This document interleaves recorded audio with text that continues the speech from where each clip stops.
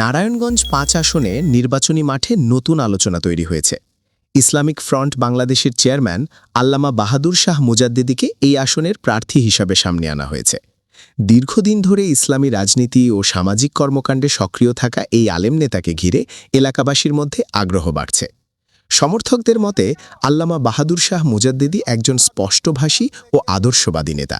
নির্বাচনের প্রচারণায় আমরা নেমেছি, তারই ধারাবাহিকতায় তিনি সবসময় ইসলামী মূল্যবোধ, ন্যায় বিচার এবং সাধারণ মানুষের অধিকার নিয়ে কথা বলে আসছেন। নারায়ণগঞ্জের ৫ আসনে ইসলামিক ফ্রন্ট বাংলাদেশের প্রতীক বিজয় লাভ করবে।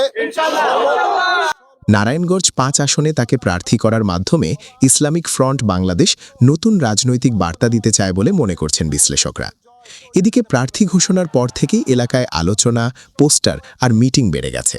এখন দেখার বিষয় ভোটের মাঠে এই প্রার্থী কতটা প্রভাব ফেলতে পারেন। স্বাধীনতা সার্বভৌমত্ব রক্ষার জন্য বাংলাদেশকে বিশ্বের মধ্যে উন্নত দেশ গড়ার জন্য